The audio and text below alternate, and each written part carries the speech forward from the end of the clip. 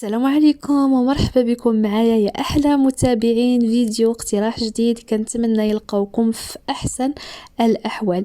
اليوم غادي نشارك معكم طريقتي اللي كنحضر بها بخاليني باللوز واللي كنحتاجو في بزاف ديال الوصفات وكيجي المذاق ديالو زوين بزاف. غادي نوجدوه بواحد الطريقه سهله وما فيش كثره التعقيدات. لا تيكستور ديالو كتجي كما كتشوفوا معايا احسن بزاف من اللي كنشريوه من الزنقه بواحد الثمن اللي هو غالي بزاف. كنتمنى الوصفه اللي شاركت معكم تنال اعجابكم، وإلا عجبتكم ما تبخلوش عليا بلايك الفيديو. وإلا كنتو اول مره كتزوروا القناه فعلوا زر الجرس، هكا غادي توصلوا ديما بالجديد ديال القناه. على بركه الله غادي ندوزو نشوفوا المكونات اللي غنحتاجو لتحضير وصفه البخاليني. عندي 250 غرام ديال اللوز اللي مسحته من الغبار اللي كيكون لاصق فيه، ونفس الكميه ديال السكر حبيبات، وتقدروا تضاعفوا الكميه.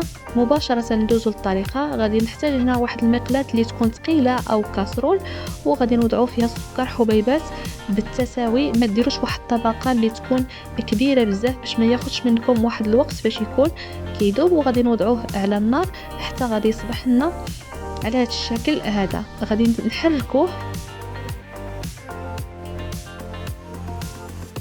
باش يتكراميليزا في نفس الوقت، وغنستمروا في التحريك حتى غادي نحصلوا على هذه النتيجه هذه. في هذه المرحله هذه كنقصوا النار، خصها تكون هادئه باش ما يتحرقش معنا الكراميل ويعطينا واحد المذاق ماشي هو هذاك في البخاليني. هنا غادي نستعين بواحد الملعقه خشبيه وغادي نبقى نحرك حتى السكر ديالنا غادي يولي سائل، واللون ديالو ضروري خصو يكون كما كتشوفوا معايا. هنا كما كتشوفوا معايا ما قطعت حتى شي مرحله باش تتبعوا المراحل كامله ديال تحضير البخاليني. راه الطريقه ديالو سهله بزاف وما كياخذش منا بزاف ديال الوقت. الا تبعتوا الفيديو ان شاء الله راه غادي ينجح معكم من اول تجربه. برك كنحضروا به بزاف ديال الوصفات اللي كيك ديزاين، كنحضروا به الصابلي، كنحضروا به التعليكات. الصراحه كيجي المذاق ديالو هائل. هانتوما كما كتشوفوا معايا لا تيكستور ديالو هي بدات كتجرى. في هذه المرحله هذه غادي نزيدوا 250 غرام ديال اللوز، وتقدروا تعوضوها بالكركاع، تقدروا تعوضوها بكاوكاو، يعني اي فواكه جافه عندكم تقدروا ديروها يعني بنفس الطريقه. هنا كنحاول ندخل الكراميل في اللوز بهذا الشكل هذا، غير بهذه الملعقه الخشبيه او شي سباتيل عندكم. راها طريقته سهله باش كنحضروه. وكما شفتوا معايا انا كنحضر به بزاف الوصفات، والصراحه كل من ذاق الصابلي كيسول على المذاق اللي حضرت به، كيجي زوين في الصابلي ولا حتى في التعليكات اللي كنحضروه بها. هنا كناخذ واحد سباتيل او ناخذ واحد البلاستيكه وغادي ندهنوها ضروري بشويه ديال زيت المائده او بشويه ديال الزبده اللي تكون مذابه. المهم خصنا نديروه في شي بلاصه اللي ما تكونش كتلصق. هنا غادي نحيدو مباشره من المقله وغادي نوضعوه هنايا فوق هاد السباتيل، هاد السيرباط عفوا، وتقدروا توضعوه غير فوق شي بلاستيكه راه حتى هي كتوفي بالغرض. هنا كنحاول انني نبسطو بهاد الطريقه هذه، ولا تقدروا توضعوا شي بلاستيكه فوق منه وتبسطوه حتى يصبح الشكل ديالو كما كتشوفوا معايا. غادي نخليها البنات يبرد شويه. هانتوما من بعد غادي ندوز باش غادي نقطعو غير بيدي، نحاول نفرتو بهذا الشكل هذا فاش نبغي نطحنو ما ياخذش مني بزاف د الوقت. هانتوما كما كتشوفوا معايا حتى للتزيين تقدروا تقطعوه هكا بشي دوائر ولا تقطعوه يعني باي طريقه بغيتو، راه كيجي زوين في التزيين، كيجي بحال النوغا.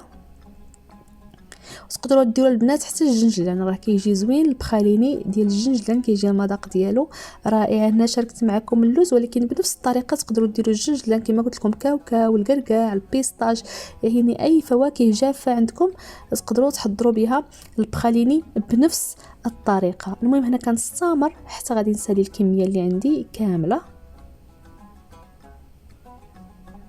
هنا بالنسبه للطريقه ديال الطحين ديالو، اللي ما عندوش داك الروبو اللي كيطحن مزيان في هذه المرحله هذه، يقدر يديها الطحانه اللي كيطحنوا بها اصحاب التوابل، راهم كيطحنوه بثمن شي 5 دراهم ما كاملاش. هنا عندي انا هاد اندو 3 الصراحه الرحمه، كطحن كلشي، العقده ديال اللوز ديال الكاوكاو والبخالين، يعني كندير فيها كلشي. وهاد لا مارك هذه اللي قديمه صراحه راه صبرات معايا بزاف. عندي دي ماشين اخرين ولكن هذه صراحه كنلقى فيها راحتي، واي حاجه درتها فيها كتعطيني النتيجه اللي مرغوبه. هنا كنبدا نطحن وكنبقى نزيد بشويه بشويه. هانتوما كما كتشوفوا معايا الطريقه راها واضحه في الفيديو، كنحاول نحركها. هنا مره البنات تبقاو تشوفوا هكا وتوضعوا دوك اللي كيكونوا خارجين، تعاودوا تدخلوهم للداخل ديال لا ماشين ديالكم. المهم هنا كنستمر وكنبقى ندخل الجوانب بشي معلقه خشبيه ولا بشي معلقه عاديه هكا، وكنبقى نطحن. يعني مره كنطلع عليه حتى غادي نبقى نطحنو حتى غادي نحصل على النتيجه المرغوب فيها. نتوما دابا راني قرب يولي لي بخاليني. هانتوما هنايا ها ولا لي الشكل ديالو كما كتشوفوا معايا سائل. الصراحه كيجي المذاق ديالو رائع البنات. وهذا هو الشكل النهائي ديال البخاليني اللي حضرنا مجموعين. وصفه كتستحق انكم تجربوها، خصوصا اننا كنحتاجوها في بزاف ديال الوصفات اللي كنحضروها، والثمن ديالو الصراحه كيتباع غالي.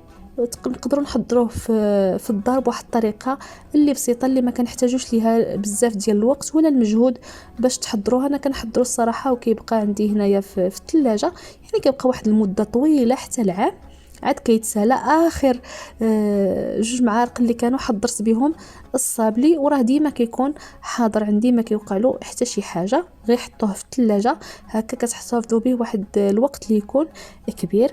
وكنتمنى الوصفه اللي اقترحت عليكم اليوم تنال اعجابكم، ونتمنى الطريقه اللي كنشرح لكم بها تكونوا كتستافدوا منها اكثر. وغادي نقول لكم بسلامه عليكم، والى فيديو واقتراح جديد.